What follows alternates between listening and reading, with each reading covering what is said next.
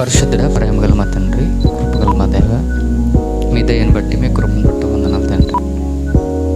ఇంతవరకు నైనా చక్కటి మాటలు మీ కుమారుడు ద్వారా మీరు మాట్లాడి చక్కటి మాటల చేత ఎవరితో సహవాసం చేయాలో ఎన్నో సంగతులు మీరు మాట్లాడారు తండ్రి. తిరిగి మీ దేని దాసుడైన నేను తండ్రి కొన్ని సంగతులను మీ తరపున నిలబడి మాట్లాడుతుండగా నా నోటికి మీరు బోరగా ఉండి తండ్రి మీరు మాట్లాడి మమ్మల్ని బలపరిచి ముందుకు నడిపించమని త్వరగా రానయ్యున్న యేసుక్రీస్తు నామమున ప్రార్థించి బ్రతుకులాడి వేడుకుంటున్నాం మా కన్న తండ్రి, ఆమేన్. చేరువచ్చిన మీ అందరూ కూడా నా హృదయపూర్వకమైన వందనాలున్న దేవుని మహాకృపను బట్టి దేవుడు చక్కటి వాతావరణాన్ని, అనుకూలతను దేవుడు మనకిచ్చాడు. ఆ దేవుని మహాకృపను బట్టి ఆ దేవత దేవునికి వేలాది వందనాలు స్తోత్రాలు చెల్లించుకుంటున్నాను. ఈరోజు ఒక ప్రాముఖ్యమైన విషయాన్ని మనందరం కూడా జ్ఞాపకం చేసుకుందాం. దేవుడు మనకిచ్చిన ఈ పరిశుద్ధ గ్రంథంలో భక్తుడైన దావీదు గారు ఒక ప్రస్తావన మాట్లాడుతూ 119వ కీర్తన మొదటి వచనం నుంచి మనం చదవగలిగితే, యెహోవా ధర్మశాస్త్రమును అనుసరించి నిర్దోషముగా నడుచుకున్నవాడు ధన్యులు. ఎవరు ధన్యులు? ఎవరైతే యెహోవా ధర్మశాస్త్రాన్ని ధ్యానిస్తారో లేదా అనుసరిస్తారో, ఈ అనుసరించేవారు వారు ఎలా ఉండాలంటే నిర్దోషముగా నడుచుకున్నవారు ధన్యులు. అంటే యెహోవా ధర్మశాస్త్రాన్ని అనుసరించి నిర్దోషముగా బతికేవాడు ధన్యుడవుతాడు అని చెప్తున్నాడు. అంటే ఒకవేళ మనం ధన్యులు అవ్వాలంటే లేకపోతే ఒక ధన్యత పొందాలంటే మనం ఎలా ధన్యత పొందుకుంటాం? యెహోవా ధర్మశాస్త్రాన్ని, వాక్యాన్ని చదవాలి, చదివిన దాన్ని గైకొనాలి, గైకొన్న దాన్ని అనుసరించాలి. అనుసరించి నిర్దోషంగా మనం ఎప్పుడైతే బ్రతుకుతామో అప్పుడు ధన్యులు అవుతాం. చాలామంది అంటాం డబ్బున్నవారు ధన్యులు అంటాం, లేదా కారులు ఉన్న వాళ్ళు ధన్యులు అనుకుంటాం, పొలాలు ఉన్న వాళ్ళు ధన్యులు అనుకుంటాం. కానీ వాక్యం ఎవరు ధన్యులని చెప్తుందో తెలుసా?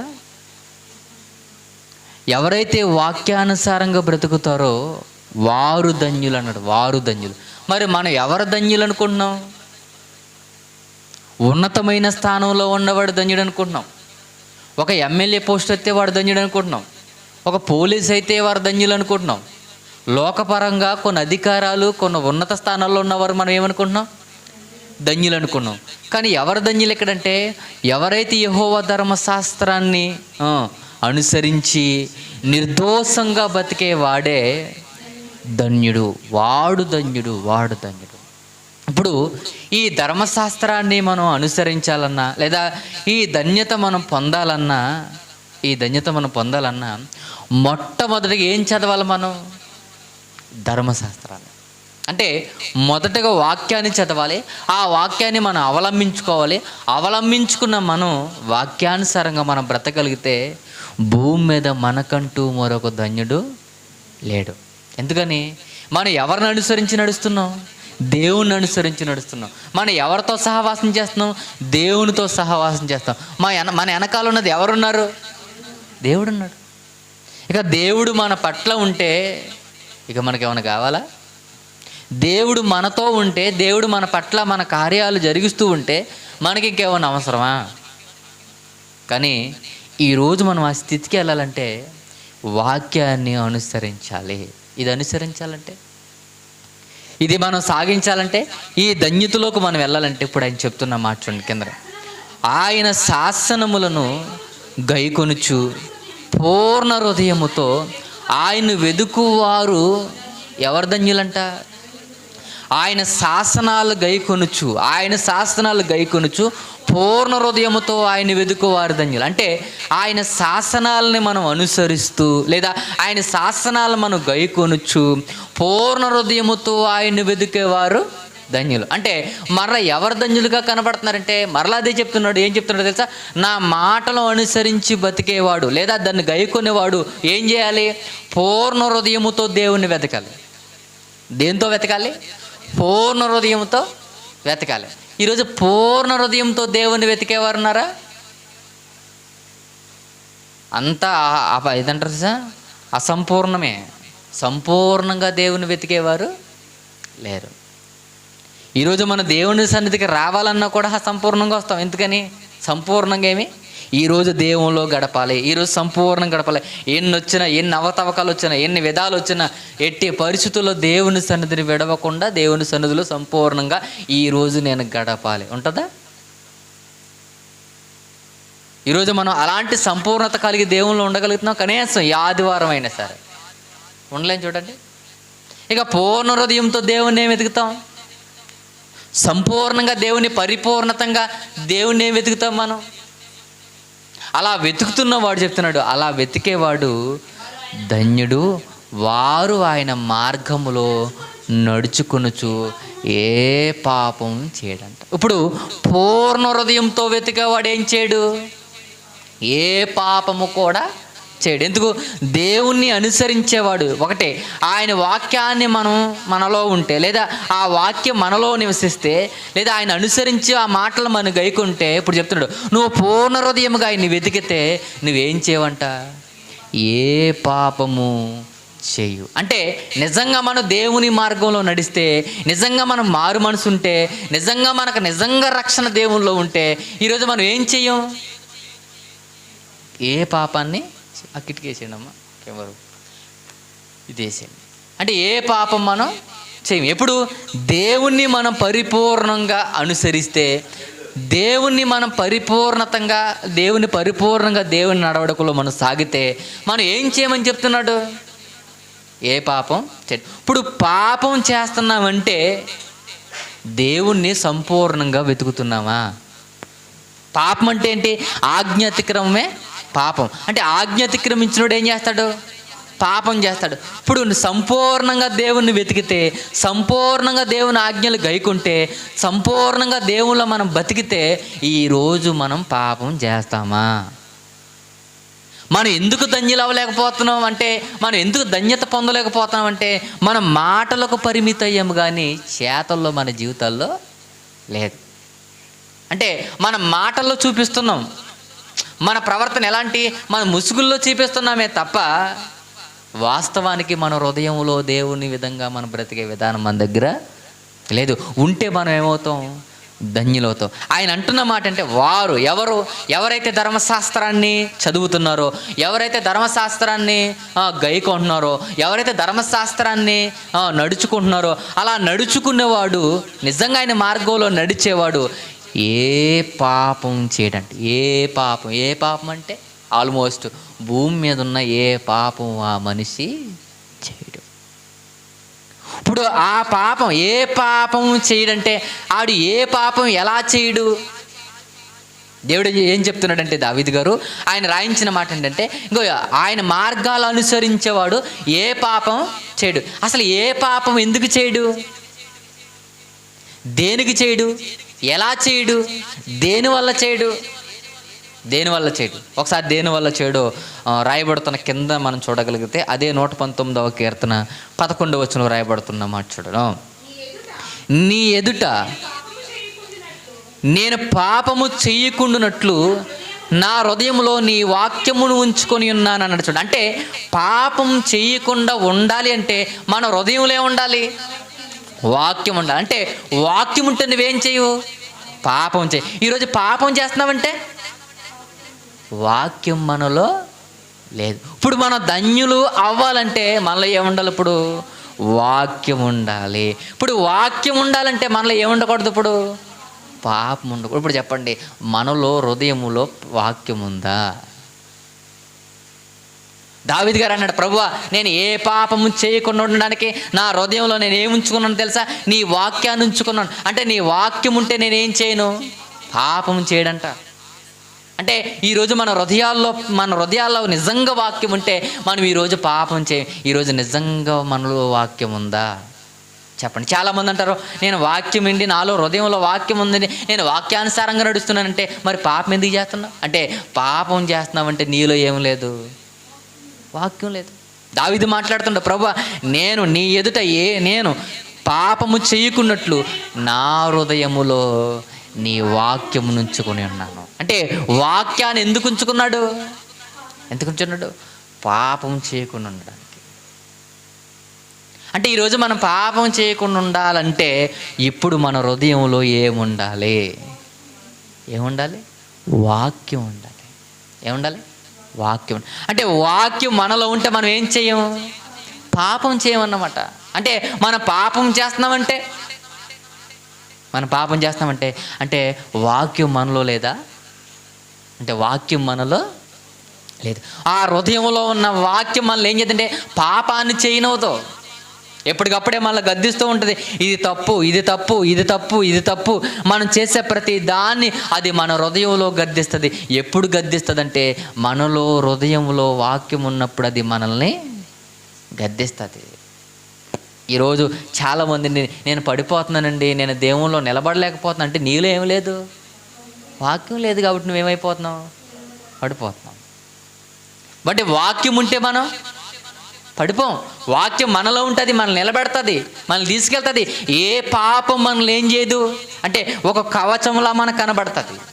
మన కళ్ళ ముందు ఎన్ని మోహపు చూపులు చూసినా మనం పడం. మన కళ్ళ ముందు ఎంత ధనం ఉన్నా దాని వైపు మనం పడం. మన కళ్ళ ముందు ఎంత బంగారం ఉన్నా దానికి టెంప్ట్ అవ్వం.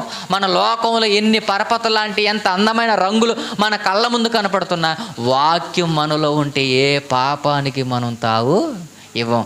అది వాక్యం లేకపోతే మాత్రం చిన్నదానికైనా మనం ఏమవుతాం? పడిపోతాం. ఎందుకు పడిపోతున్నాం అంటే మనలో వాక్యము లేదు. వాక్యం మనలో ఉంటే ఏ పాపానికి మనం తావు ఇవ్వం. దావీదు గారు మాట్లాడుతుంటే, ప్రభువా నేను ఏ పాపం చేయకుండా ఉన్నానంటే ఈరోజు ఒక ఉరియా భార్య విషయంలో తప్ప మళ్ళీ ఏ పాపం చేయకుండానంటే కేవలం నీ వాక్యం నాలో ఉంది. నీ వాక్యం నాలో ఉంది కాబట్టి నేను ఏ పాపం ఇప్పటి వరకు మరలా చేయలేదు. నేను ఎందుకు ఇంతగా నిలబడ్డానంటే, ఎందుకు ఇంత ధన్యుడిగా అయ్యానంటే, ఒక గొర్రెలు కాసుకుని నన్ను, ఒక ఎక్కడో నేను గొర్రెల అరణ్యంలో తిరిగే నన్ను ఇంత రాజుని చేసావంటే కేవలం నీ వాక్యం. నన్ను ఎందుకు ఇంత ఉన్నత స్థానంగా, ఎందుకు ఇంత గొప్పగా నన్ను చూపించావంటే ప్రభు అదిగో కేవలం వాక్యం, వాక్యం, వాక్యం, వాక్యం తనలో ఉంది కాబట్టి ఈరోజు దావీదు నా ఇష్టానుసారుడైన మనుషుడని దేవుని చేత పిలువబడిన ఒక వ్యక్తిగా కనపడతాడు. ఎందుకు కనపడతాడంటే దావీదు హృదయంలో ఉన్నది ఏంటి తెలుసా అంటే వాక్యం. ఇంతకీ వాక్యం అంటే ఏంటి? వాక్యం అంటే ఏంటి? అసలు వాక్యం అంటే ఏంటి? ఇప్పుడు దావీదు హృదయంలో ఏముంది? వాక్యం ఉంది. ఆ హృదయంలో ఉన్న వాక్యం ఏం చేయనివ్వదంట? పాపం చేయనివ్వదు. అసలు ఇంతకీ ఆ పాపము చేయకుండా ఉంటుంది ఎవరు? వాక్యం. అసలు వాక్యం అంటే ఏంటి? వాక్యం అంటే ఏంటి? యోహాను రాసిన సువార్త 1వ అధ్యాయం 14వ వచనంలో రాయబడుతున్న మాట చూడండి.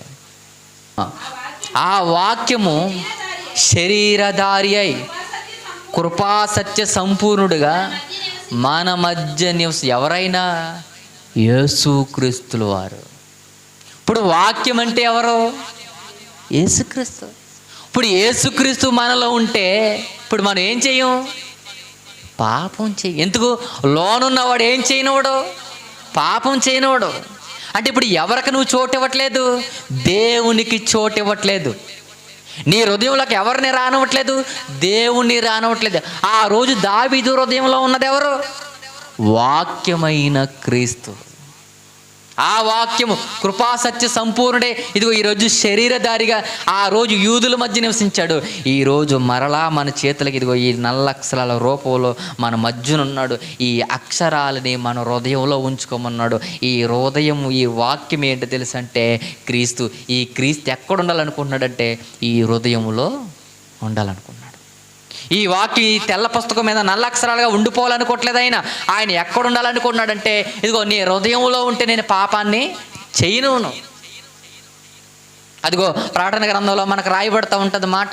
ఇదిగో తలుపు యొద్ద నుండి నేను తడుతున్నాడు, నా స్వరమిని, నా స్వరమిని. నా స్వరం అంటే ఏంటి? ఇదిగో వాక్యం అనే ఈ స్వరం ఈరోజు మనకు వినబడుతుంది. మనల్ని తడుతున్నాడు, నేను నీ హృదయంలోకి వస్తాను, ఏ పాపం చేయకుండా నేను నిన్ను కాపాడతాను. అంటే ఈరోజు పాపానికన్నా మనం అవకాశం ఇస్తున్నాం కానీ ఎవరికి అవకాశం ఇవ్వట్లేదు? దేవునికి అవకాశం ఇవ్వట్లేదు. చూడండి ఎందుకని మన హృదయంలో పాపం ఉండిపోయింది కాబట్టి ఎవరికి తాగలేకపోతున్నాం ఈరోజు?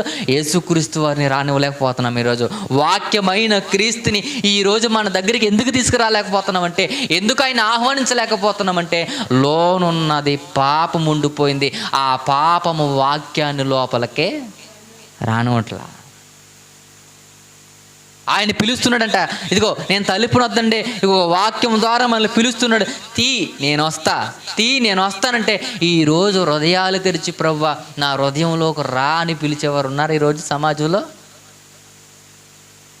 దావీదుకి అర్థమైపోయింది. ఏమర్థమైంది? నీ వాక్యం ఉంటే నేను పాపం చేయను, అంటే క్రీస్తు నాలో ఉంటే నేను పాపం చేయను. ఆయన నాతో ఉంటే నేను పాపం చేయను. ఇప్పుడు ఆయన నాతోనే ఉండాలి. ఆయన నాతో ఉంటేనే కానీ నేను క్రమముగా ఉండను. ఈరోజు మనం క్రమముగా బతకాలంటే, అదిగో ఆయన మార్గాల్లో సరిగ్గా మనం నడవాలంటే, ఇదిగో ఆయన ధన్యత మనం పొందాలంటే క్రీస్తు మనలో ఉండాలి. ఎవరుండాలి మనలో? క్రీస్తు మనలో. వాక్యమైన ఈ వాక్యము మనలో ఉంటే ఈ లోపల ఉన్న క్రీస్తు ఏం చేస్తాడో తెలుసా? నిన్ను గద్దిస్తూ ఉంటాడు ఎప్పటికప్పుడే.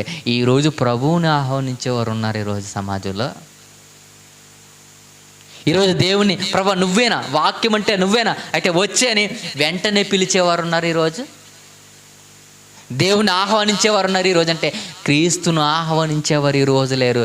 ఎందుకు మనం పాపం చేస్తామంటే ఈయన మనలోకి ఇంకా రాలేదు. ఒకటి గుర్తుపెట్టుకోండి, పాపం ఉన్నదంటే వాక్యం మనలో ఉండదు, వాక్యం మనలో ఉన్నదంటే పాపం మన దగ్గర ఉండదు. మరి ఈరోజు పాపం చేస్తున్నామంటే వాక్యం మనలో లేదు. వాక్యం మనలో లేదు కాబట్టి ఈరోజు మనలో ఏముంది? పాపం ఉంది. పాపం ఉంది కాబట్టి ఈరోజు మన దగ్గర వాక్యం మన దగ్గరికి దూరం అయిపోయింది. ప్రేమ అందుకన్నాడు, ఈ వాక్యం ఎవరు అంటే యేసుక్రీస్తు వారు. ఆ యేసుక్రీస్తు వారు మాట్లాడుతున్న మాట ఏంటో తెలుసా? నేను మీ దగ్గరికి వస్తాను, నేను మీతో ఉంటాను, నేను మీతో బ్రతుకుతాను, నేను మీతో జీవిస్తాను. మీ పాపము చేయకుండా నేను మిమ్మల్ని ఏం చేస్తానో తెలుసా? ఎప్పటికప్పుడు హెచ్చరిస్తూ ఉంటాడు. ఈరోజు ఆ వాక్యమైన క్రీస్తు మనలో ఉన్నాడంటే, ఆయన మనలో యేసుక్రీస్తు వారు భూమి మీద ఉన్నప్పుడు మాట్లాడుతున్న మాట చూడండి. అదే యోహాను రాసిన సువార్త 14:23 యేసు, ఒకడు నన్ను ప్రేమించిన యెడల వాడు నా మాట గైకొనును, అప్పుడు నా తండ్రి వాడిని ప్రేమించును, మేము వాని యొద్దకు వచ్చి వారి యొద్ద నివాసము చేతుము. నన్ను ప్రేమింపని వాడు నా మాట గైకొనడో. మీరు వినుచున్న మాట నా మాట కాదు, నన్ను పంపిన తండ్రిదే. యేసుక్రీస్తు వారు ఏం మాట్లాడుతున్నారు ఇప్పుడు? మీరు నిజంగా నన్ను ప్రేమిస్తే, నిజంగా నా మాట మీరు గైకుంటే, నిజంగా మీరు నన్ను ఆహ్వానిస్తే, ఈరోజు నిజంగా నా మాట గైకుంటే మీరు నన్ను ఏం చేస్తారు? ఆహ్వానిస్తారు. ఇప్పుడు నేను కాదు, నేనును తండ్రి కూడా ఎక్కడుంటామో తెలుసా? నీలో ఉంటాం. ఇంకా అంతకంటే ధన్యత ఉంది? ప్రభువే మనలో ఉంటానంటే, ఆ కన్న తండ్రియే, ఆ యేసుక్రీస్తుల వారే ఇద్దరు మనలో ఉంటానంటే మనకి ఇంక కావాల్సింది ఏముంది చెప్పండి? అంటే ఆయన మాటలు మనం గైకుంటే, ఆయన మనం ప్రేమిస్తే, ఆయన మాటకు మనం లోబడితే, ప్రభువే కాదు ప్రభువుతో పాటు కన్న తండ్రి కూడా మనతో నివాసం చేస్తాడు. ఈరోజు ఆయన మనతో నివాసం చేయాలంటే ఈరోజు మనం దేవుని మాటలు గైకొనేవారుగా ఉన్నాం. గైకొనడం అంటే వాక్యం ప్రకారంగా బతకడం, వాక్యానుసారంగా జీవించడం అంటే లోల ఒక ఆయన ఉంటాడు, ఎవరైనా యేసుక్రీస్తు వారు. ఆయన చెప్పినట్టుగా మనం బ్రతకడం, ఆయన మాట్లాడిన విధంగా మనం జీవించడం, వాక్యానుసారమైన బ్రతుకును సాగించడం. ఇలా ఎప్పుడైతే మనం ఆయన ప్రేమించి ఆయన మాటలు మనం కనుక్కుంటామో అప్పుడు ప్రభు మనతో ఉంటాడు. ఇక ఆయన మనతో ఉన్నాడంటే మనకంటే మరొక ధన్యులు ఎవరో? చాలామంది అనుకుంటారు, మా ఇంటికి ఎమ్మెల్యే వచ్చాడండి, నాకంటూ గొప్పోడు లేడు అనుకుంటాడు. మరొకడు, మా ఇంటికి పెద్ద ఉన్నత అధికారి వచ్చాడండి, నాకంటే గొప్పోడు లేడనుకుంటారు. మరి కొంతమంది ఏమనుకుంటారు, అయ్య బాబు నా ఇంటికి సీఎంఏ వచ్చాడు అనుకుంటారు. ఇదిగో ఒకడు ఫోటో దిగితే ఆనందపడిపోతాడు, ఒకడు అధికారులతో ఒక ఫోటో దిగి ఫేస్బుక్లో ఆటలో పెట్టుకున్న గొప్పడు అనుకుంటాడు. కానీ ఇక్కడ ఏంటి తెలుసా? సాక్షాత్తు యేసుక్రీస్తు కన్న తండ్రే నీలోకి వస్తానంటే నీకంటే నాకంటే గొప్పవాడు ఎవడన్నా ఉంటాడా? వచ్చేది ఎవరు? ఉన్నతమైన అధికారులు కాదు, ఈ ప్రపంచాన్ని కలిగించిన మహానీయుడైన దేవుడు మనతో ఉంటానంటాడు. అంతకంటే గొప్ప భాగ్యం మనకేమైనా ఉందా చెప్పండి? అంతకంటే గొప్పతనం ఏమనుందా? ఈరోజు చిన్న చిన్న ఫోటోలు దిగే ఆనందపడిపోతున్నారు. అంటే వీటికే ఆనందపడిపోతే సాక్షాత్తు దేవుడే మన హృదయంలో ఉంటే, సాక్షాత్తు దేవుడే మనతో ఉంటే చెప్పండి, మరి మనం ఇంకెంత ఆనందపడాలి? ఆయనే మనలో ఉంటే, ఆయనే మనతో ఉంటే. చాలామంది ఉంటే కొంతమంది సినిమా వాళ్ళని చూసి ఫోటో కోసం వెంపర్లాడిపోతూ ఉంటారు. కొంతమంది సేవకులు చూసి ఫోటోలు దిగి వెంపర్లాడిపోతూ ఉంటారు. ఇంకో కొంతమంది హీరోలు చూసి వెంపర్లాడిపోతూ ఉంటారు. కొంతమంది రకరకాలుగా తిరుగుతూ ఉంటారు. అసలు దేవుడే నీలో ఉంటాడన్న సంగతిని ఈరోజు క్రైస్తవం ఏమైపోయింది తెలుసా? మర్చిపోయింది. ఆయన నీలోకి రావాలనుకున్నాడు, నీతో ఉండాలనుకున్నాడు, నీలో నివసించాలనుకుంటున్నాడు. నువ్వు ఎప్పుడు ఆహ్వానిస్తావా, ఎప్పుడు తలుపులు తీస్తావా, ఆయన రావడానికి సిద్ధంగా ఉన్నాడు. ఆయన రావాలంటే నీలో ఏముండిపోయింది? ఇప్పుడు పాపం ఉండిపోయింది. ఆ పాపం తీస్తేనే కానీ, ఆ పాపం తొలగితేనే కానీ నీ దగ్గరికి అయినా రాడు. ఎప్పుడు తొలగిద్దంటే ఎప్పుడైతే ప్రభు నామములో ప్రభువా ఇదిగో నేను నిన్ను ఆహ్వానిస్తానని ఎప్పుడైతే కేకేస్తావో ఆ రోజు నువ్వు బాప్తిసం పొందిన రోజున వెంటనే నీలోకి ఆయన వస్తాడు. ఆయనే కాదు, తండ్రి వస్తాడు, కుమారుడు వస్తాడు, పరిశుద్ధాత్ముడు కూడా నీలోనే. ఇప్పుడు మనలో ఎంతమంది నివసిస్తారో తెలుసా? 3. ఈ 3 ఉంటే పాపం చేయడానికి తావుంటుందా? ఎందుకు చేస్తున్నాం మన పాపం అంటే? బహుశా వీళ్ళు మనలో లేరు. వీళ్ళు మనలో ఉంటే మనం ఏం చెయ్యం? పాపం చేయం. దావీదు గారు వాక్యం ఉంటేనే అంటున్నాడు, నీ వాక్యాన్ని ఉంచుకున్నాను కాబట్టి ప్రభువా నేను పాపం చేయను అంటే. ఆయన వాక్యం ఉంచుకుంటేనే పాపం చేయకపోతే ఇప్పుడు ఎంతమంది ఉంటారు మనతో? ఎంతమంది ఉంటారు? ఆ రోజు దావీదు గారికి ఎవరున్నారు? దేవుని ఆత్మ వచ్చేసిందంట. ఒకటే. రెండోది ఏంటి? వాక్యం ఉంది. మూడోది ఏంటి? ప్రభువు అతనికి తోడుగా ఉన్నాడు. ఆ రోజు వాళ్ళ 3 ఉన్నారు. ఈరోజు మనకి 3 ఉన్నారు.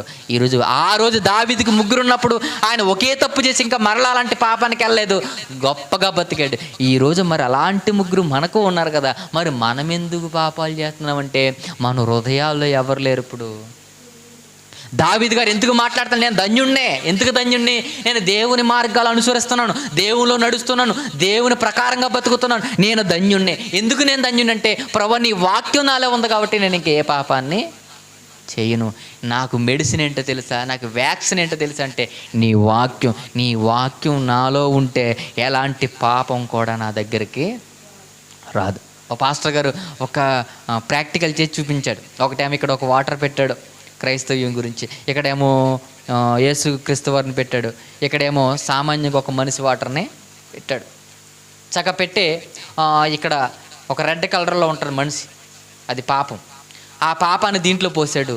ఈ మనిషిలో ఒక పాపం ఏమైపోయింది? ఎల్లగానే తెల్లగా ఉన్న నీరు ఏమైపోయింది? ఎర్రగా మారిపోయింది. ఇప్పుడు ఈ పాపం ఎప్పుడైతే పాపం ఆయనలోకి వెళ్ళిపోయిందో తెల్లగా ఉన్న ఈ వాటర్ ఏమైపోయింది? ఎర్రగా మారిపోయింది. అంటే మన జీవితాల్లో కూడా పాపం వెళ్ళిపోతాడు, మనం ఏమైపోతున్నాం? అలాంటి స్థితిలోకి వెళ్ళిపోతున్నాం. తర్వాత మరలా యేసుక్రీస్తు వారనే ఈ రక్తం ఉంది, దీన్ని మరలా ఏం చేశాడో తెలుసా? ఈ పాపం అనేది దీంట్లో పోయిగానే ఈ ఎర్రగా ఉన్నది ఏమైపోయింది తెలుసా? తెల్లగా మారిపోయింది. చూసే ఉంటారు బహుశా మీరు అందరూ. తెల్లగా మారిపోయింది. చూడండి ఎంత ప్రాక్టికల్ చేసి చూపించారు, చాలా అద్భుతంగా. మరలా ఏదైతే పాపం దేవులు ఎప్పుడైతే ఈ క్రీస్తు దీంట్లో ఉన్నాడో, చూసుకోండి, ఈ క్రీస్తు దీంట్లో ఉన్నాడో లేదా క్రీస్తులోకి అంటే ఆల్రెడీ క్రీస్తు దాంట్లోకి వెళ్ళిపోయాడు. వెళ్ళిపోయిన తర్వాత ఈ పాపం దాంట్లోకి వస్తే ఏమైపోతుంది? పాపం ఆ మనిషిలో పని చేయట్లేదు. చూడండి, అంటే క్రీస్తు మనలో ఉంటే మనం ఏం చేయము? ఇప్పుడు పాపం చేయి. పాపం చేస్తున్నామంటే ఈరోజు వాక్యము మనలో లేనే లేదు. గుర్తుపెట్టుకోవాలి. మనందరం కూడా ఈరోజు దేవుని సన్నిధికి వస్తున్నాం. మనం అందరం చాలామంది వస్తున్నాం. మనందరం కూడా ఈరోజు ప్రభువు మనలో ఉన్నాడా? ఉంటే మనం ఏం చేయము? ఈరోజు పాపం చేయి. పాపం చేస్తున్నామంటే ఏంటి? ఈరోజు చెప్పండి, దేవుడు మనలో లేడు. ఎంత నష్టపూరితమైన విషయమో తెలుసా అది? ఎవరు లేరు మనలో, దేవుడు లేడు మనలో. అంటే మనం పాపానికి అవకాశం ఇచ్చాం కానీ దేవుడికి అవకాశం లేదు మనం ఈరోజు. అంటే లోకంలో అన్ని విషయాలకి మనం చోటిచ్చాం కానీ దేవునికి మనం చోటు ఇవ్వలేదా?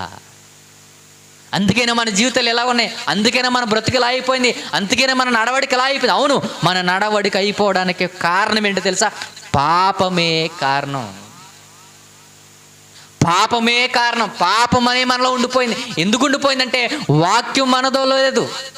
వాక్యం మనలో ఉంటే మన దరిదాపులు కూడా పాపం అనేది మన చుట్టూకే రాదు, రానివ్వడు దేవుడు.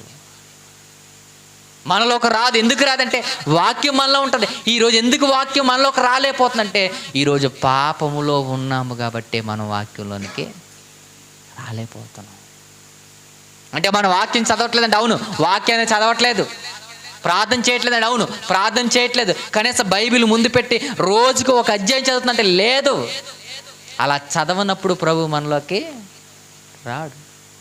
మనం ఏమనుకుంటాం, ఆదివారం వచ్చి ఏదో 4 మాటలు చదివి 4 ప్రార్థనలు చేసి 4 పాటలు పాడినంత రాని ప్రభు మనలోకి రాడు.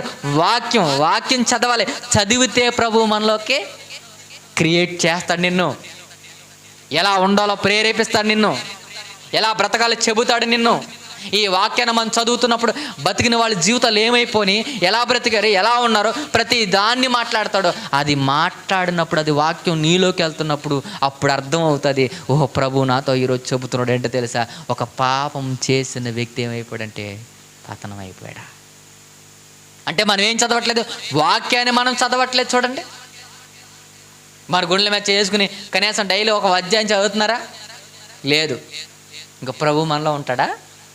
ఎందుకని నేను అడుగుతున్నాను. పొద్దు నుంచి సాయంత్రం వరకు పాపం మనలోకి రాకుండా ఉందా? పాపం మనలోకి రాకుండా ఉందా? చెప్పండి. డైలీ ఏదో ఒక రూపంలో ఫోన్ రూపంలోనో, లేదా టీవీ రూపంలోనో, మాట రూపంలోనో, చూపు రూపంలోనో, అంటే మనం సమయాన్ని దానికి వెచ్చించే సమయంలో కనీసం కొంత సమయాన్ని అయినా దేవునికి ఉపయోగిస్తున్నామా? ఇంకా వాక్యం మనలోకి ఎలా వెళ్తుంది? వాక్యం మనలో క్రియ ఎలా చేస్తుంది? అసలు వాక్యం లోపల ఉంటేనే కదా పనిచేసేది. అసలు వాక్యాన్ని మనం ఏం చేయట్లేదు. కనీసం గైకుంటాం కాదు కదా, ధర్మశాస్త్రాన్ని మనం ఏం చేయట్లేదు, చదవట్లే. చదివితేనే కదా మనలోకి వెళ్ళేది. అంతేనా? సపోజ్ మనకు ఫీవర్ వచ్చి పారాసెటమాల్ డోలో మన దగ్గర ఉంది. అది ఆ పెట్టులోనే ఉంటే జ్వరం తగ్గుతుందా? అది మనలోకి వెళ్తే తగ్గుతుందా? మనం ఏం చేస్తున్నాం, ఆ పెట్టులోనే ఉంచుతున్నాం. రోగం తగ్గదు. రోగం తగ్గాలంటే ట్యాబ్లెట్ మనలోకి వెళ్ళాలి. అందుకే యాకోబు గారు మాట మాట్లాడారనమాట, దుష్ట సాంగత్యం విర్రవీగుచున్న దుష్టత్వం మాని మీ లోపల నాటబడిన ఆత్మలు రక్షించుటకు శక్తి కలిగిన వాక్యం అని చెప్పాడు. అంటే విర్రవీగుచున్న దుష్టత్వం పోవాలంటే నీ ఆత్మను రక్షించడానికి ఏం వెళ్ళాలి? వాక్యం వెళ్ళాలి. ఆ వాక్యం వెళ్ళాలంటే ఈ 66 పుస్తకాలు, ఈ 4 అక్షరాల్లో జిప్పు పెట్టేసి మూలనెడితే వెళ్దో. చదివితే వెళ్తుంది, గైకుంటే వెళ్తుంది, పాటిస్తే వెళ్తుంది. ఇలా ప్రతిరోజు మనం పరిశోధిస్తే వెళ్తుంది. అప్పుడు ఎవరు వస్తారో తెలుసా మనలో కంటే? సాక్షాత్తు దేవుడే మనలో ఉంటాడు. మనలో ఉంటారు, మనలో నివసిస్తారు. ఇది నేను మాట్లాడిన మాట కాదు, సాక్షాత్తు యేసుక్రీస్తు వారు. నువ్వు నా మాట గైకుంటే, నిజంగా నువ్వు నన్ను ప్రేమిస్తే, నేను తండ్రిని నీ వద్దకు వచ్చి ఏం చేస్తామో తెలుసా? నివాసం చేస్తాం. ఇప్పుడు నీలో నివాసం చేయడానికి ఆయన కంఫర్టబుల్గా లేదు. ఎందుకో తెలుసా? పాపం ఉన్న చోట ఆయన ఉండడు. పాపం ఉన్న చోట ఆయన నిలవలేడు. మురుకులో మీరు పడుకుంటారా? చెప్పండి, మురుకులో మీరు పడుకుంటారా? మరి నీలో మురుకు, నాలో మురుకుంటే మనలో ఉంటాడు ఆయన? ఉంటాడు. ఎవరుంటారు మురుకుల్లో? చెప్పండి. పందులు, అవునా? కుక్కలు, నక్కలు, డొక్కలు, పందుకొక్కులు, ఇవన్నీ ఎక్కడుంటాయి? చెప్పండి, అన్నీ ఎక్కడుంటాయి? బురద. ఆ బురద ఏంటిది? పాపం. ఆ పాపానికి ఏమొస్తాయి? మళ్ళీ పాపం అయితే అక్కడ నివసించగలదు, మళ్ళీ నీతి అయితే అక్కడ నివసించదు. ఇప్పుడు దాన్ని తీయాలి అంటే నీకు వాక్యం అనేది లోపలికి వెళ్ళాలి. అది వాక్యం అనేది లోపలికి వెళ్ళాలంటే ఇప్పుడు నువ్వు కడగబడాలి. నువ్వు కడగబడాలంటే ఆ పరిశుద్ధుడైన యేసుక్రీస్తు నామములో నువ్వు మారు మనసు పొందాలి. నీ పాపాన్ని కడిగేయాలి, నీలోకి వాక్యాన్ని రావాలి. అప్పుడేం చేద్ది తెలుసా? ఈరోజు ఇప్పుడు వాక్యం నిన్ను అడుగుతుంది, నిన్ను ప్రశ్నిస్తుంది. ఇదిగో నేను నీలోకి వస్తాను, నీ పాపాన్ని తీయడానికి. ఈరోజు ఆయన ఆహ్వానించే స్థితి మన దగ్గర ఉందా? కానీ ఆ రోజు దావీదు గారు స్వయంగా ఆయన అన్నాడు, ఇదిగో ప్రభువా, నేను ఏ పాపము చేయకుండా ఉండాలంటే నీ వాక్యాన్ని నాలో ఉంచుకున్నాను. ఎందుకు ఉంచుకున్నాడు ఆయన? కరోనా వచ్చేస్తుందని చెప్పి గవ చచ్చిపోతామని వెంటనే ఏం చేసాము మనం? వ్యాక్సిన్ వేయించుకున్నాం. వ్యాక్సిన్ ఎందుకు వేయించుకున్నాం? రానోడే ఎంచుకున్నాడు, అవునా? వచ్చిన వాళ్ళు ఎంచుకున్నారా? ముందుగా ఎందుకు? అది మనలోకి రాకుండా ఆ వ్యాక్సిన్ ఎందుకుందే? ఈ కరోనా వైరస్ మనలోకి రాకుండా ఉండాలంటే ముందే ఉండాలి మనలో వ్యాక్సిన్ ఉండాలి. ఈ వ్యాక్సిన్ ఉంటే ఒకవేళ అది వచ్చినా మనల్ని ఏం చేయదు, మనల్ని చంపలేదు. ఈరోజు మనం కూడా యేసుక్రీస్తు అనే వ్యాక్సిన్ అంటే వాక్యం మనలో ఉంటే పాపం మన దగ్గరకు వచ్చిన మనం ఏం చేయలేదు, మనల్ని చంపలేదు. మీకు ఇంక ఎగ్జాంపుల్ చెప్తాను. అక్కడ రాయబడుతున్న యేసేపు గారి గురించి చూడండి. యేసేపు గారు అంటే అనుదినము ఇబ్బంది పెట్టిందంటే ఎవరో, ఫరో భార్య. హేరోదు భార్య ఏం చేసిందంట, ఎప్పటికప్పుడే ఇబ్బంది పెట్టింది. కానీ ఆయనలో ఏమున్నా తెలుసా, వాక్యం ఉంది. ఒకరోజుకి జరిగింది కాదు అది. ఆయన వెళ్ళిన ప్రతిరోజు ఆవిడ అలాగే చేస్తుందంట, ప్రతిరోజు అడుగుతుందంట. కానీ ఏ రోజు కూడా ఆయన, ఎందుకు తెలుసా, లోపల ఏముందో తెలుసా, వాక్యం ఉన్నాడు. లోన ఎవరున్నారు తెలుసా, దేవుడు ఉన్నాడు. ఆయన అక్కడ అదే మాట అంటాడు, నేను నీకు తోడై ఉన్నాను, నేను నీకు తోడై ఉన్నాడు. ఎవరికే, యేసేపుకి. తోడు ఎందుకున్నాడు, వాక్యం ఉంది కాబట్టి ఆయన అతనికి ఏమై ఉన్నాడు, తోడు. ఈరోజు వాక్యం మనతో ఉంటే మనకు దేవుడు ఏమై ఉంటాడు. దావీదులో వాక్యం ఉంది కాబట్టి దేవుడు ఆయనకి ఏమై ఉన్నాడు, తోడై ఉన్నాడు. దావీదు గారు అదే అంటాడు, గొలియాతు ముందు నిలబడినప్పుడు ఆయన చంపిన సింహాల గురించి, ఎలుగుబంటి గురించి మాట్లాడుతున్నప్పుడు అంటాడు, నాకు దేవుడు తోడై ఉన్నాడు. ఆయనకు అర్థమైంది. ఈరోజు అదే పదాన్ని మనం అనగలవా, దేవుడు నాకు తోడై ఉన్నాడు, దేవుడు నాతో ఉన్నాడు, దేవుడు నన్ను నడిపిస్తున్నాడు, దేవుడు నన్ను ఉంచుతున్నాడు, దేవుడు నాతోనే ఉన్నాడు అని మనం చెప్పగలమా ఈరోజు? మనం మాట్లాడగలమా ఈరోజు? ఎందుకు మాట్లాడలేకపోతున్నామో తెలుసా అంటే వాక్యము మనలో లేదు. వాక్యం మనలో ఉంటే ఎలాంటి చెడు కార్యాలకి మనం ఈరోజు అవకాశాన్ని కల్పించాం కంపల్సరిగా. ఆయన మాట మాట్లాడుతున్నాడు చూడండి. యోహాను రాసిన మొదటి పత్రిక 3వ అధ్యాయం 9వ వచనం చెప్తున్న మాట చూడండి. దేవుని మూలంగా పుట్టిన ప్రతి వాడు ఆయన బేజము నిలుచును అని చూడండి. గనుక వాడు పాపము చెయ్యుడు అన్నాడు. ఎవరి మూలంగా పుడితే, దేవుని మూలముగా పుట్టినవాడు ఏం చేయడంట, పాపము చేయుడు అని చెప్పాడండి. పాపం. మరి నువ్వు ఎవరి మూలంగా పుట్టావు? దేవుని మూలంగా అంటే యేసుక్రీస్తు వారు దేవుని మూలంగా బాప్తిసం ద్వారా నువ్వు మరలా పుడితే ఆడు ఏ పాపం చేయడు. నిజంగా మరి నువ్వు ఏ మూలంగా పుట్టావు? ఈరోజు బాప్తిసం తీసుకున్న వాళ్ళు కూడా ఏం చేస్తున్నారు, పాపం చేస్తున్నారు. పాపం అంటే ఆజ్ఞలు అతిక్రమిస్తున్నారు. ఎవరు, నేను బాప్తిసం పొందానండి, రక్షణ తీసుకున్నానండి, దేవునిలో బతుకుతున్నాను అన్న వాళ్ళు కూడా ఏం చేస్తున్నారు ఈరోజు? ఏం చేస్తున్నారు?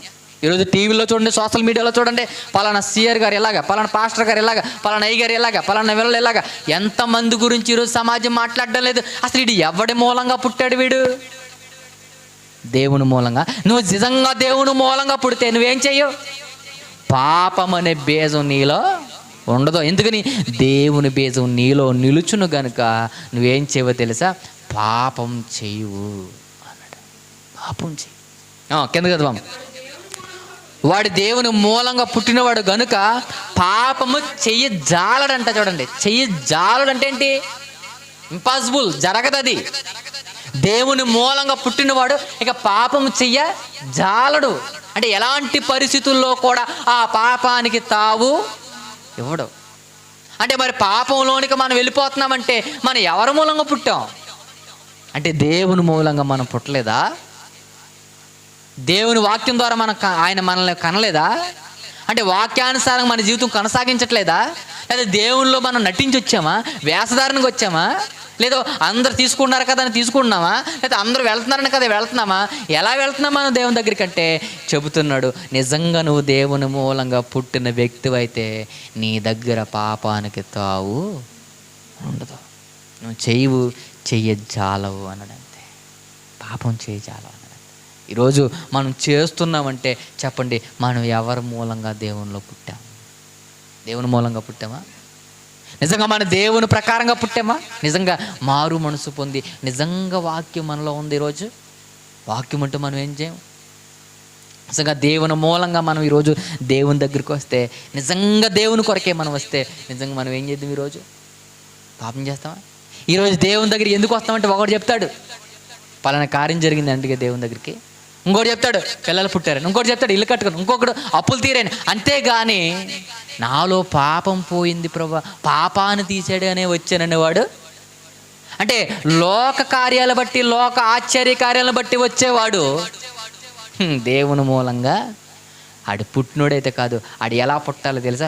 వాక్యం ప్రకారంగా పుట్టాలి. ఆ వాక్యం ఎలా ప్రకారంగా పుట్టాలో తెలుసా అంటే, నాలో పాపము తీయడానికి క్రీస్తు వచ్చాడు, ఆ పాపాన్ని నన్ను కడిగేశాడు, ఆ పాపం నాలో ఇంకా లేకుండా నన్ను బ్రతకమన్నాడు అని వాక్య ప్రకారంగా బతికేవాడే దేవుని మూలంగా పుట్టినాడు.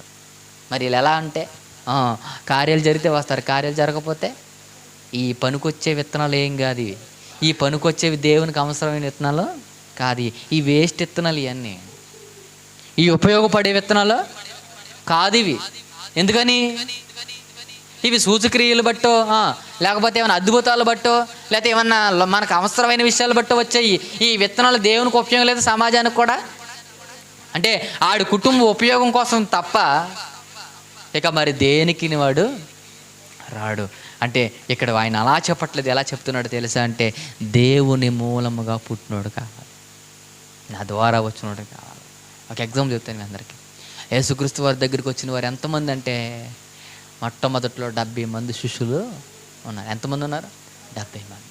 ఇంతకీ వాక్యం మూలంగా పుట్టిన వారు ఎందరా అంటే, ఆ వాక్యం బేసం నిలిచిన వారు ఎందరా అంటే, చిట్ట చివరికి 11 మందే కనబడ్డారు. చూడండి, ఇవి స్టాండర్డ్, ఇవి నిలకడైపోయినాయి. ఇంకా మరి ముందు 70 మంది ఏమైపోయారు? ఒకరు తిండి కోసం వచ్చిన వాళ్ళు ఒకరు, ఒకరు రొట్టెల కోసం వచ్చిన వాళ్ళు ఒకరు, ఒకరు డబ్బు కోసం వచ్చిన వాళ్ళు ఒకరు, ఒక సూచక్రియలు చూడడానికి వచ్చిన వాళ్ళు ఒకరు, ఈయన కోడ ఉంటే మన పని పాట చేయవలసిన లేదని ఒకడు. ఇలా వచ్చిన వాళ్ళే తప్ప నా పాపాన్ని తీసేవాడు ఈయనే, నన్ను జీవమార్గంలోకి నడిపించేవాడు ఈయనే, నా బ్రతుకును సరిదిద్దేవాడు ఈయనే, నా పాపాన్ని కడిగేవాడు ఈయనే, ఈయనతో ఉంటే నేను పరలోకం వెళ్తానని వచ్చేవారు లేరు. ఎవరు ఎలా వచ్చారు తెలుసా? ఆనాటి కాలంలో ఒకడు యేసుక్రీస్తు వారు అంటాడు, ఒరే మీరు రొట్టెలు పూజించటం వల్లనే కానీ మీరైతే నా కొరకైతే వచ్చిన వారు తిండి కోసం వస్తున్నారు మీరు.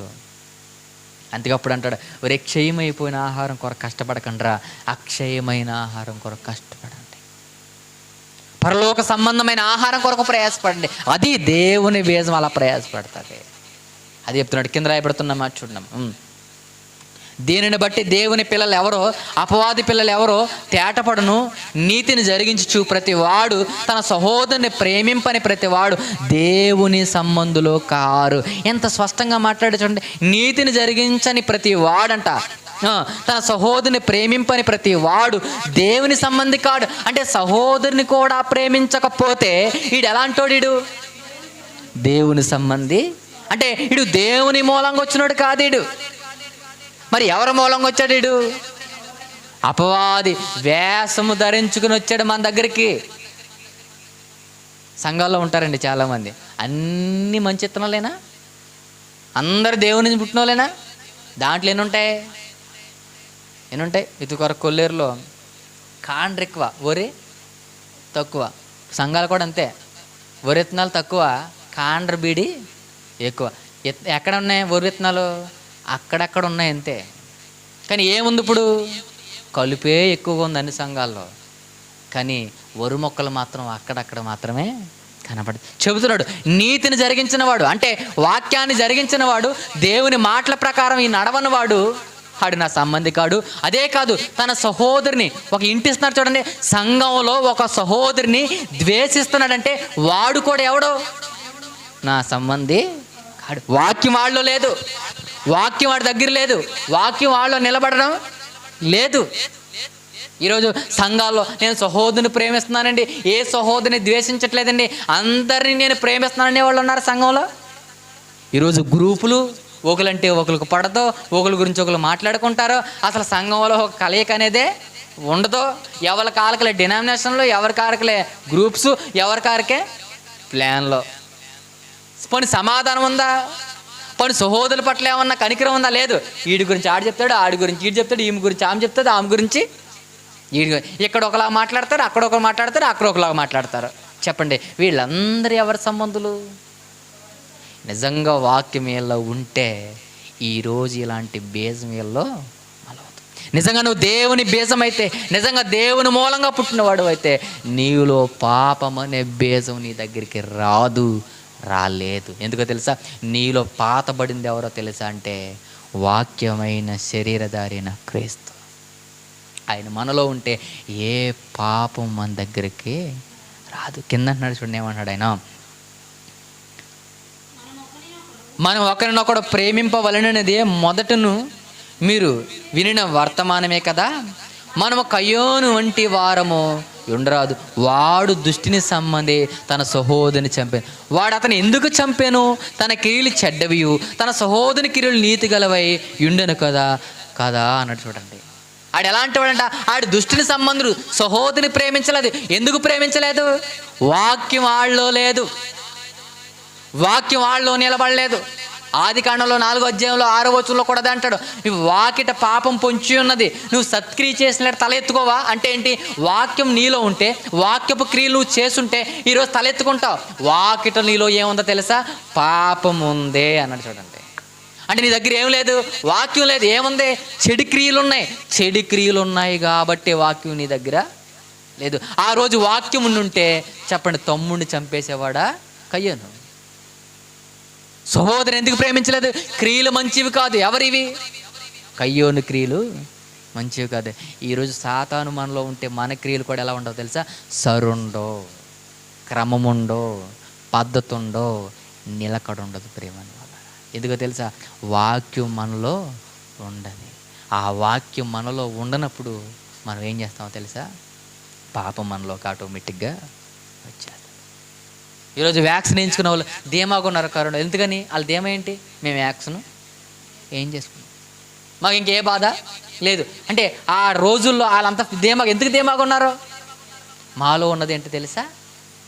వ్యాక్సిన్. ఈరోజు అదే పదాన్ని మనం క్రీస్తు నాలో ఉన్నాడు, నేను భయపడన అవసరం లేదు, రెండవ రాకల్లో ధైర్యం ఉందా? ధైర్యం ఉందా? ఆ యేసుక్రీస్తు రెండవ రాకల్లో వచ్చినప్పుడు మనం ధైర్యంగా నిలబడగలమా? ఇంకో ప్రభు వచ్చినా పర్లేదు, మేము ఎలా ఉండగలం? ధైర్యంగా అని ఆలోచన ఉందా మన దగ్గర? లేదు. ఆయన ఎప్పుడో చేస్తాడో భయంతో ముందే చచ్చిపోతున్నాం మనం. ఆయన వస్తానంటే ఏ రోజు వస్తాడో, ఎలా వస్తాడో మనకి తెలీదు. వచ్చే ఈ లోపు మనం చచ్చిపోతానేమో అన్న భయం ఎక్కువగా మనలోకి నాటుకుపోయింది చూడండి. ఎందుకని తెలుసా? ఆ ధైర్యం ఎందుకు లేదు తెలుసా? అంటే మనలో ఏముండిపోయిందో తెలుసా? పాపం ఉండిపోయింది. వాక్యం మనలో ఉంటే మనం భయపడాలని అవసరత లేదు. వాక్యం మనలో నివసించిన రోజున మనం కంపల్సరిగా భయపడతాం. మరొక మాట ఉంది, రాయబడుతున్నమా చూడండి. అది యోహాను రాసిన పత్రిక, అదే పత్రిక 5వ అధ్యాయం 18వ వచనంలో రాయబడుతున్నమా చూడండి.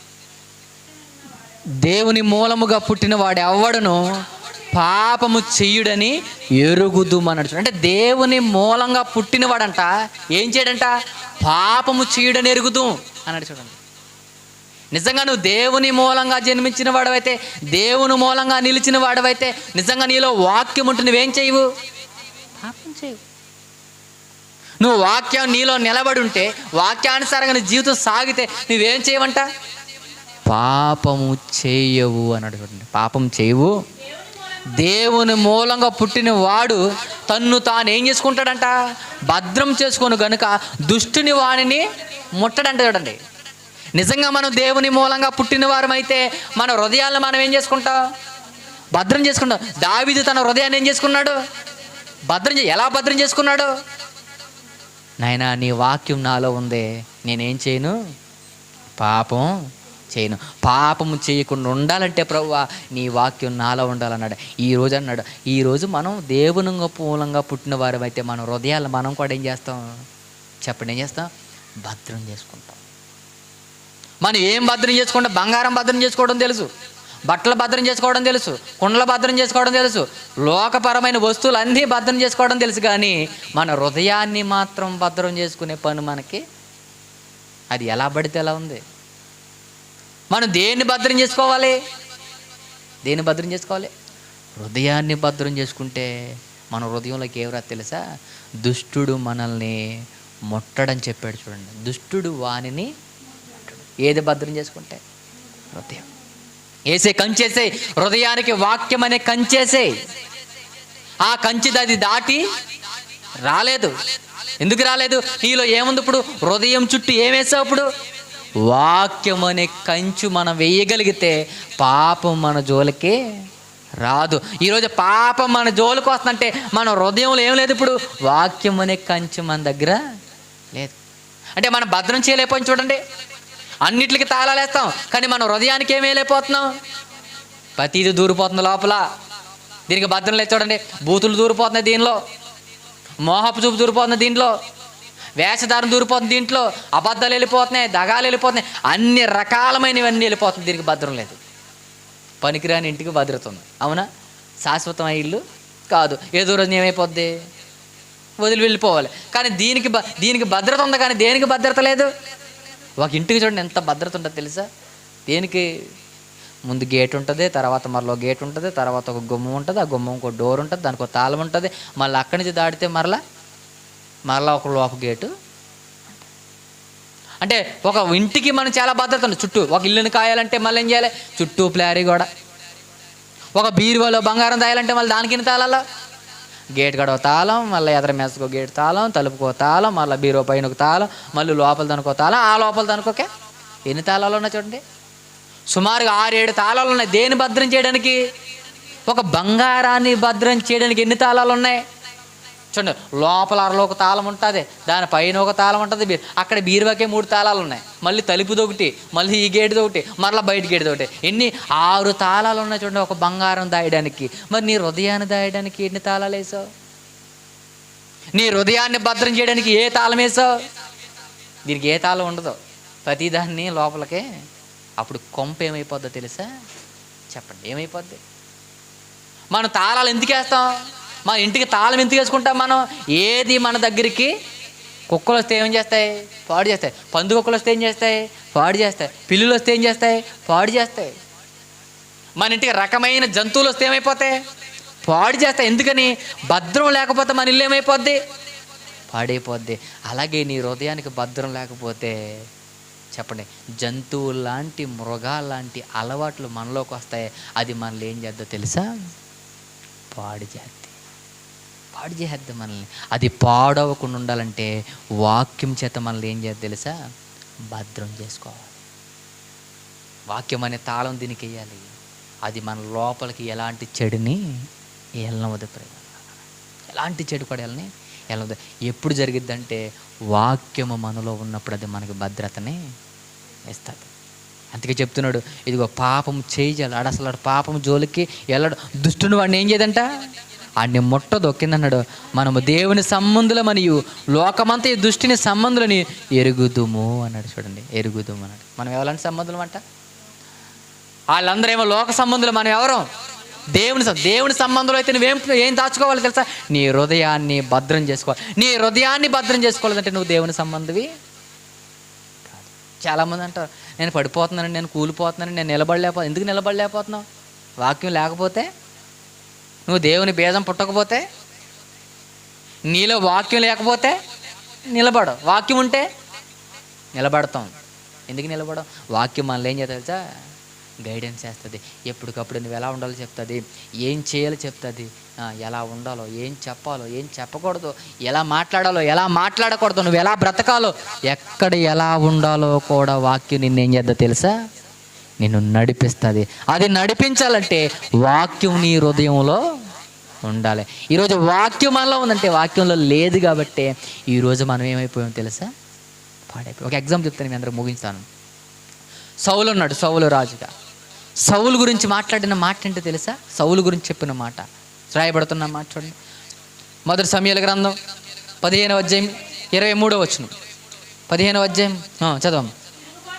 తిరుగుబాటు చేయుట, సోది చెప్పుట అను పాపముతో ఏంటంట? పాపముతో సమానము. మూర్ఖతను అగపరచుట వలన మాయా విగ్రహము గృహదేవతను పూజించుటతో సమానం. పైన మాట రాశాడు చూడండి, ఏమన్నాడు? పైన రాయబడుతున్న మాట 22వ వచనంలో కింద చూడండి. అందుకు సమూయేలు తాను సెలవిచ్చిన ఆజ్ఞను ఒకడు గైకొనుట వలన యెహోవాను సంతోషించినట్లు ఒకడు దహన బలులను అర్పించుట వలన ఆయన సంతోషించున. ఆలోచించుము, బలులు అర్పించుట కంటే ఆజ్ఞను గైకొనుట, పొట్టేలు కొవ్వును అర్పించుట కంటే మాట వినుట శ్రేష్టం. ఏది శ్రేష్టం అంట? మాట వినుట శ్రేష్టం. ఏది మంచిది అన్నాడు? ఇప్పుడు సౌల్లో వాక్యం ఉండుంటే సౌలు ఏం చేసేవాడు? పాపం చేసేవాడు కాదు. అక్కడ యుద్ధానికి వెళ్ళినప్పుడు, అమోనీయులతో యుద్ధానికి వెళ్ళినప్పుడు, వాళ్ళు యుద్ధం చేసినప్పుడు అక్కడి నుంచి ఏం తీసుకురావద్దురా అని దేవుడు చెబితే ఈడేం చేశాడు? మొత్తం అన్నీ మోసుకొచ్చి దేవుని దగ్గర అబద్ధం అన్నాడు. దేవుడు చెప్పిందంటే వాళ్ళ దగ్గర ఏది తేవద్దురా అన్నాడు. ఈనాల వద్దా? లోపల వాక్యం ఉంటే ఏం చేస్తాడు? వింటాడు. వెంటనే ఏం పోయిందో తెలుసా? ఏం పోయింది? హృదయాన్ని భద్రం చేసుకోలేకపోయాడు, హృదయాన్ని కంట్రోల్ చేసుకోలేకపోయాడు, వాక్యాన్ని లోపల ఉంచలేకపోయాడు. ఎప్పుడైతే కకృతి పడ్డాడో ఆ పశువులను తేవడం మొదలుపెట్టాడు. తెచ్చి మరలా అబద్ధం ఆడటం, దేవుడు కొట్టడం, దేవుడు బాగా నలపడం, ఏమన్నా సమూయేలు రావడం, సమూయేలు వచ్చి ఏం నువ్వు చేసిన పని అనగానే చెప్తున్నాడు ఇలా జరిగిందని చెప్పాడు. దేవుడు అన్నాడు ఒకటే మాట, సౌలుని రాజుగా తీసేస్తున్నాను. ఎప్పుడైతే రాజరకం తీసేశాడో, ఎప్పుడైతే తీయాలని నిర్ణయించుకున్నాడో వెంటనే పరిశుద్ధాత్మ వెళ్ళిపోయింది సౌలు మీదకి దురాత్మ. చూడండి, లోపల వాక్యం లేక, ఆయన మాట వినడమే వాక్యం, ఆ మాటే వాక్యం. ఆ మాట వినకపోవడం వల్ల ఏమైపోయిందో తెలుసా? ఏమైపోయింది? పతనం అయిపోయాడు. చూడండి, ఎవరు? సౌలు.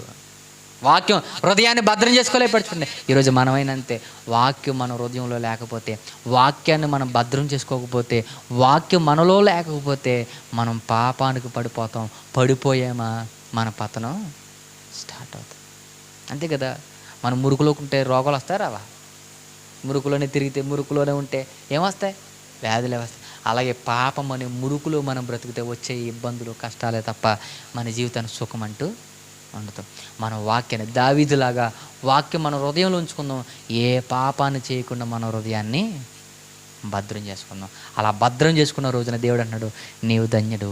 ఆయన వాక్యాన్ని గైకొన్నవాడు ఏంటంటే ధన్యుడు. అలా ధన్యతలోకి మనందరం చేరాలని కోరుకుంటూ దేవుడి మాటలు మన హృదయంలో ఫలింపచేయను గాక. ప్రార్థన చేసుకుందాం. అందరూ తల్ల ఉంచినట్లయితే కొద్ది నిమిషం